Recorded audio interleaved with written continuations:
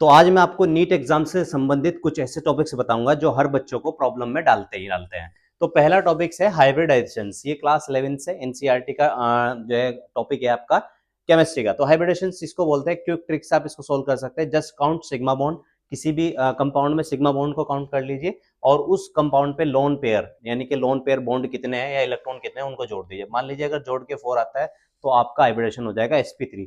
दूसरा टॉपिक दोस्तों वो है नर्स इक्वेशन का। ये फोकस करता है on log Q and n electron transfer for quick solve. आप इसके लिए ये वाली इक्वेशन लगा देंगे, E A is equal to log upon Q, ठीक है ना। फिर उसके बाद में अगला है लॉ ऑफ मल्टीपल प्रोपोर्शंस। इसको देखेगा दोस्तों, fixed mass of one element simple ratio for the others. यानी कि अगर आप कोई एक जैसा H2O लेते हैं और एक लेते हैं आप H2O2, तो वहां पर जो ऑक्सीजन का रेशियो है दोस्तों, पहले में 16 आएगा और दूसरे में 32 आएगा, लेकिन रेशियो बनेगा 1:2। तो ये रेशियो फिक्स चलेगा हर एक एलिमेंट्स के लिए। दूसरा देखते हैं आप यहाँ पर pH shortcut for weak acids and weak bases. तो वीक एसिड और बेस दोस्तों आप ये सीधा समझिएगा, जो वीक एसिड होते हैं या एसिड होते हैं उनका पीएच वैल्यू 7 से कम और बेस का पीएच वैल्यू 7 से हाई होता है।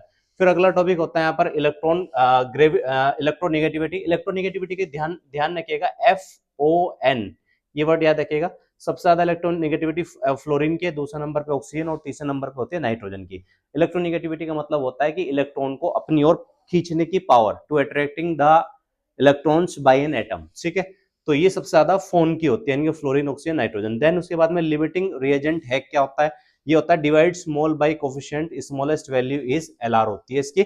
और दोस्तों SN1 और SN2 फास्ट डेफिनेशन यहाँ पर देखते हैं। SN1 में जो है पहले 3 डिग्री वाली रिएक्शन फास्ट रिएक्ट करती है, फिर सेकंड डिग्री, फिर फर्स्ट डिग्री। ये होती है कार्बोकैटायन स्टेबल। यहाँ पे कार्बोकैटायन स्टेबल होता है। और SN2 में इसका बिल्कुल अपोजिट होता है, यानी कि पहली डिग्री वाली जल्दी हो जाएगी, फर्स्ट डिग्री, सेकंड डिग्री थोड़ा देर में और थर्ड डिग्री सबसे बाद में होगी। इसको बोलते हैं स्टीयरिक हिंड्रेंस। फिर जेनेटिक रेशियो भी आपको ध्यान रखना है। मोनो हाइब्रिड में 3:1 होता है और डाई हाइब्रिड में होता है 9:3:3:1। तो ये जेनेटिक रेशियो होता है। ये कुछ ऐसे इंपॉर्टेंट टॉपिक्स है जिनको आप थोड़ा सा एक बार नीट एग्जाम में जाने से पहले देख लेंगे तो आपको एक दो क्वेश्चन इनमें से जरूर देखने को मिलेंगे। थैंक यू दोस्तों।